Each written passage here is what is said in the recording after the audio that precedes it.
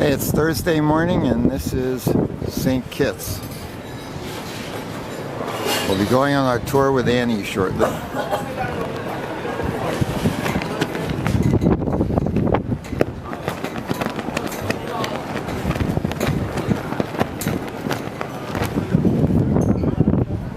That's the shopping mall.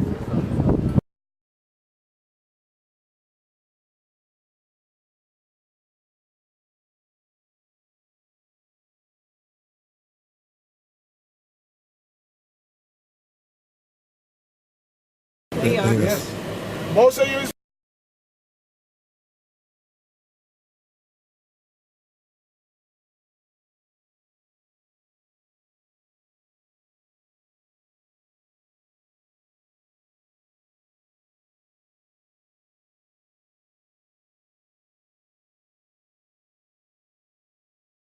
Site of the rum distillery. We'll be seeing the boutique factory soon.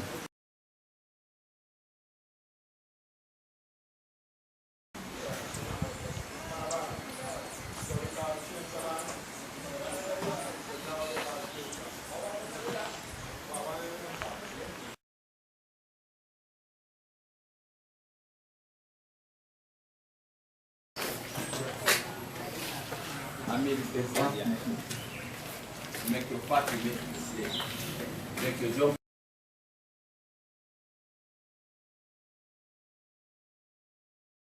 Which was destroyed by fire to the bottom.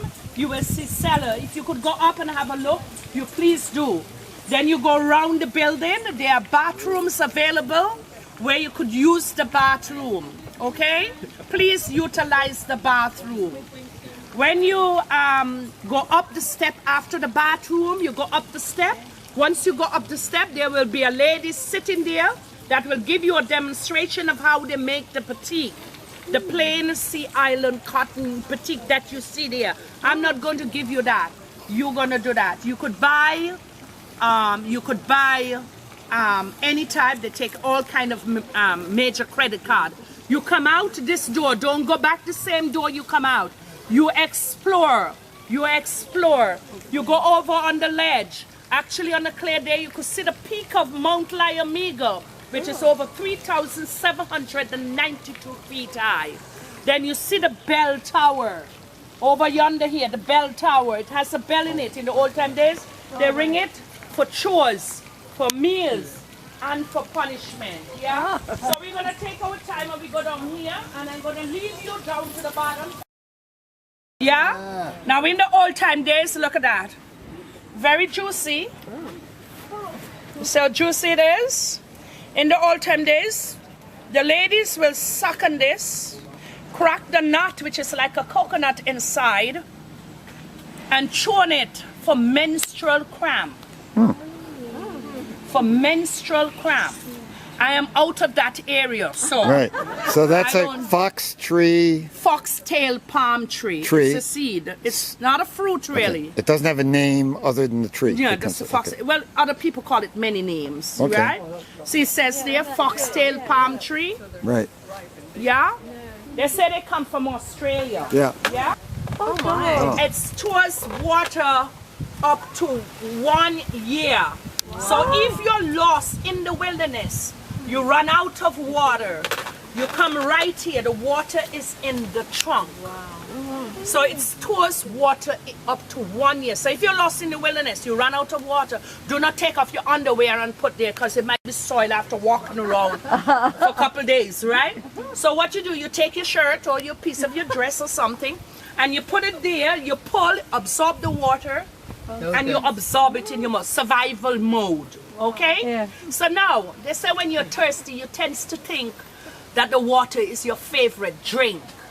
Don't go and tell anybody I say beer is coming out of the tree because that will boost our industry right up, okay?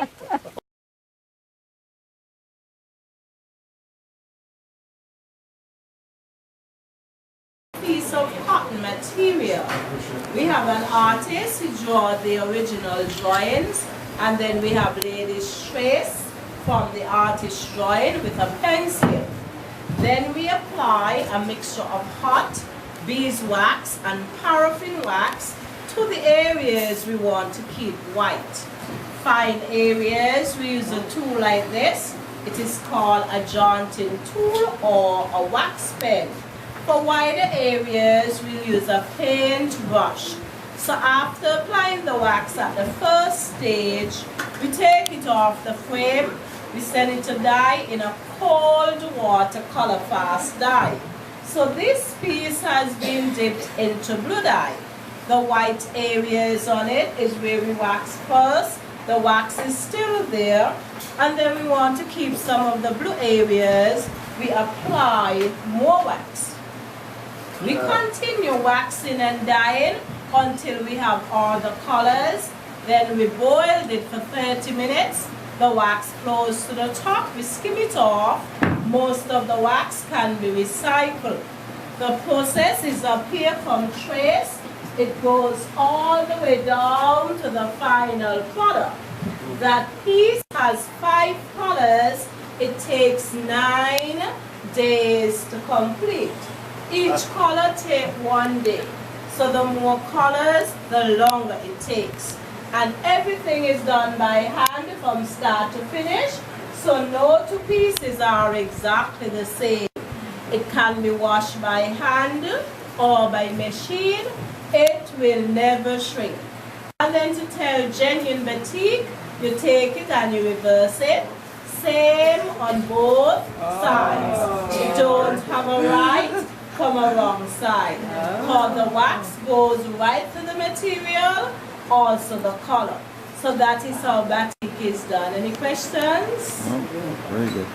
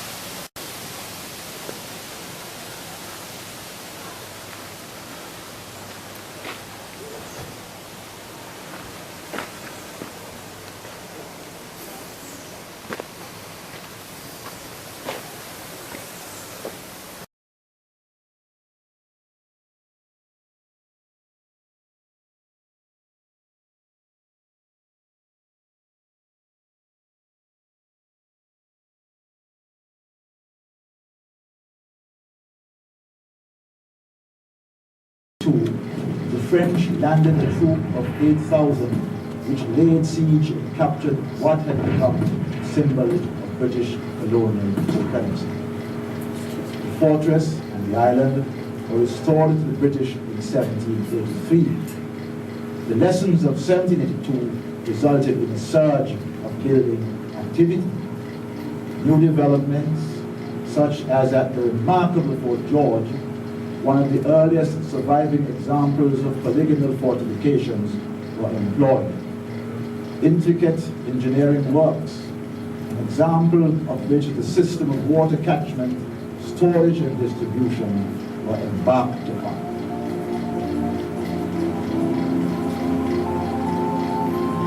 Princeton Hill entered its golden era and became known then as the Gibraltar of the West Indies. The fortress was developed to be impregnable, but also to be impressive. Many companies of troops were garrisoned at Princeton Hill over the years to aid the local militia in the defense of this rich sugar island.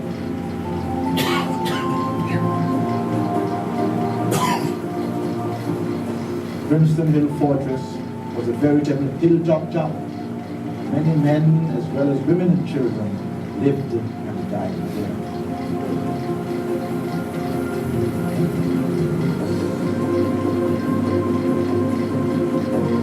Then the fortress was abandoned at the close of the Napoleonic era. Wooden buildings and furnishings were auctioned. Vandals and nature took over during the next 50 years or so.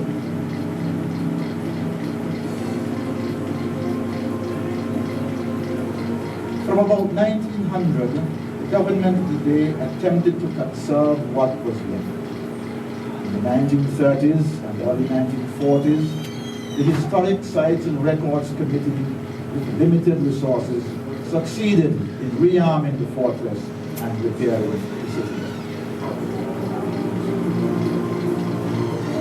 The name of George H. King, ISO, stands out like a beacon in those times. In 1965, Society for the Restoration of Grimston Hill was founded. A more concerted effort made to preserve, to restore, and to present. The name of Dean Lloyd Matheson, CBE, president from 1967 to 1989, has become synonymous with the restoration and development of Grimston Hill Fortress, the outstanding monument which it is today. Grimston Hill is now a national park, providing visitors, local and foreign, with a unique perspective in Caribbean history.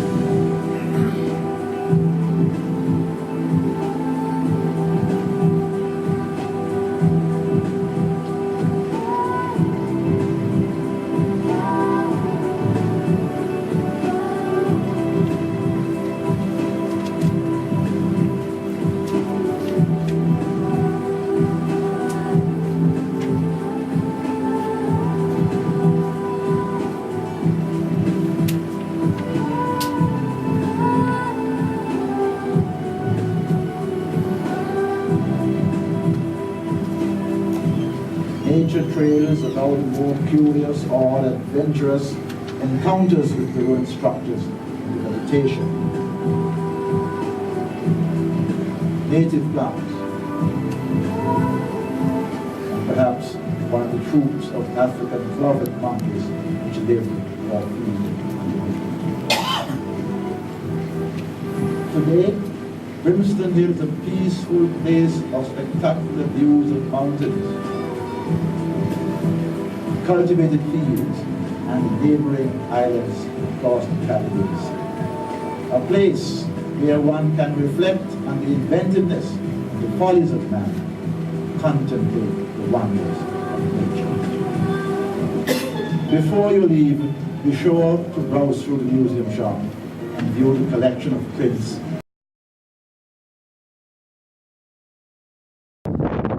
Cool fort. Hear the wind. It's blowing quite a lot. We'll go downstairs soon.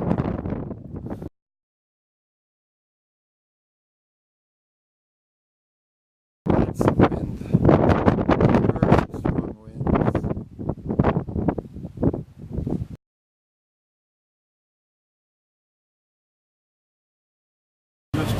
Yeah, Karen was kind,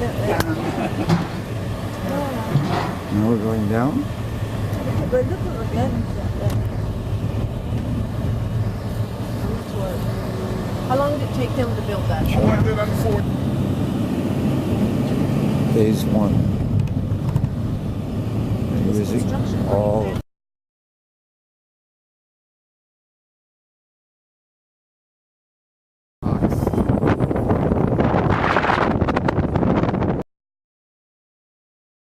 About 300 years ago. Wow. Yes, that's a long time. Yeah.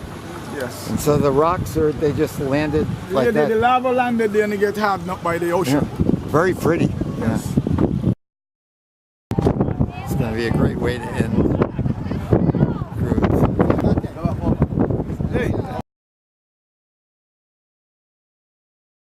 South now, and that's the Atlantic on the left and the Caribbean on the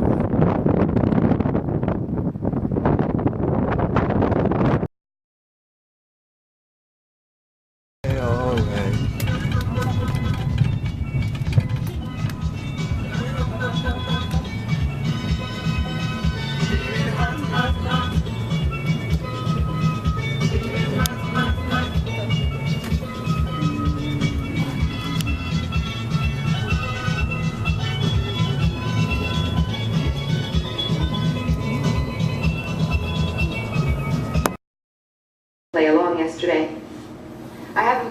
about today, so if you are on the upper decks, get ready to cover your ears.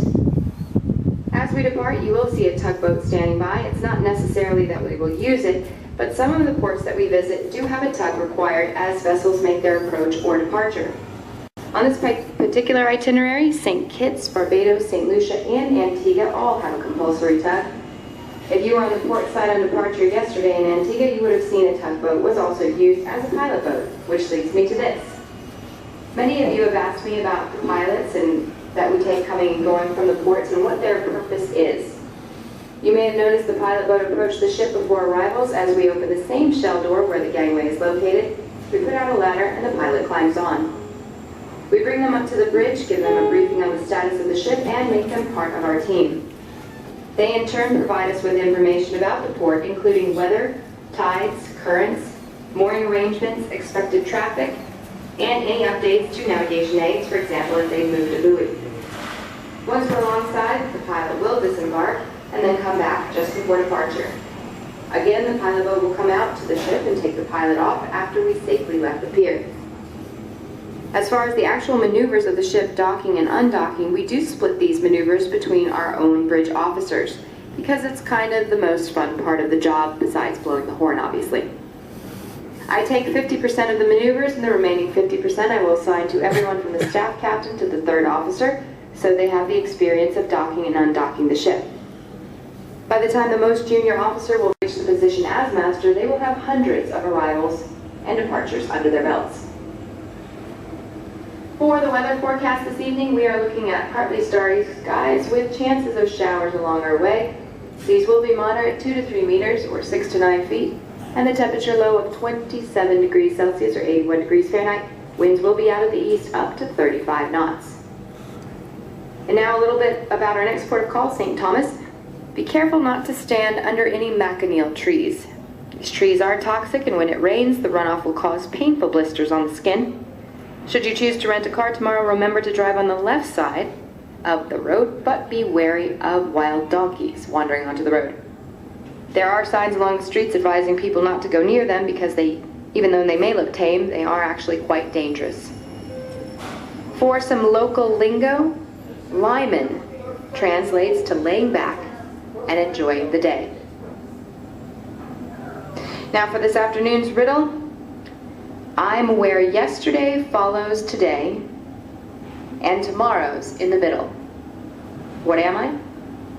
Once again, I'm where yesterday follows today, and tomorrow's in the middle. I'll tell you the answer tomorrow morning. And for this afternoon's words of wisdom from our friend Confucius, remember these wise words. Man who tells one too many light bulb jokes soon burns out. Ladies and gentlemen, I wish you a Lyman evening aboard the Celebrity Summit. This is your captain from the bridge, reminding you to seize the day.